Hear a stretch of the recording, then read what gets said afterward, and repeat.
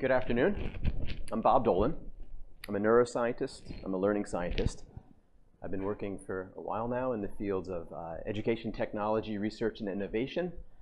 And I've been focusing a lot on adaptive learning and intelligent tutoring systems, really from the standpoint of diverse learners. What I've come to really appreciate about the learning process as a neuroscientist is the myriad ways in which we learn as individuals and the myriad differences between individuals in the learning processes. It's overwhelming. As an educator, I'm overwhelmed when I think about all the different ways I need to put things out there for people to have an opportunity to learn. Fortunately, there's some really good frameworks out there. And one of the ones I've been most involved with for about 2 decades now is this concept of universal design for learning, which came from CAST, which is an organization many of you have heard of and with whom I've been working.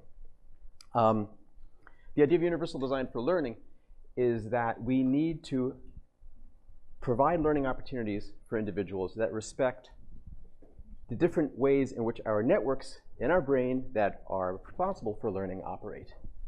So the basic framework of universal design for learning, as many of you know, we need to provide multiple means of representation of information to learners. That's kind of the what of learning. We need to provide multiple means for action and expression, the how of learning.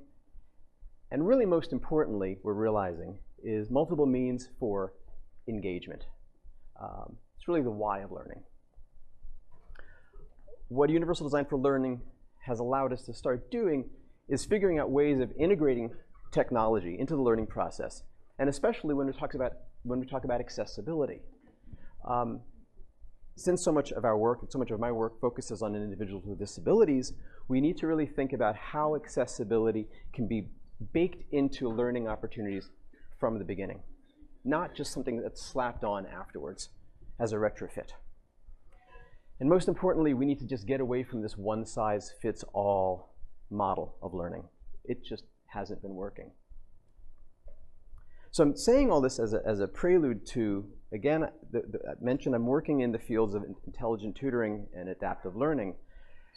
We're making great strides here. I think absolutely this is going to be a game changer and already is becoming a game changer in education, not only for students, but for adults.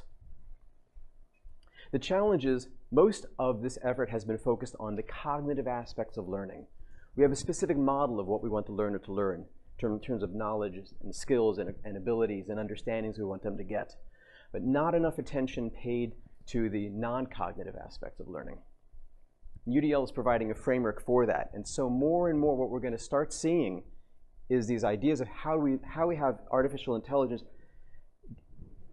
asking the tougher questions about what makes individuals individuals, as opposed to, again, thinking about people only from the cognitive model of what they need to learn in order to do very specific tasks.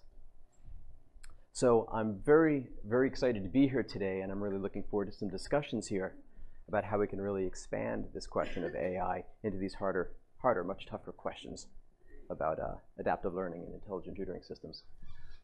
Thanks.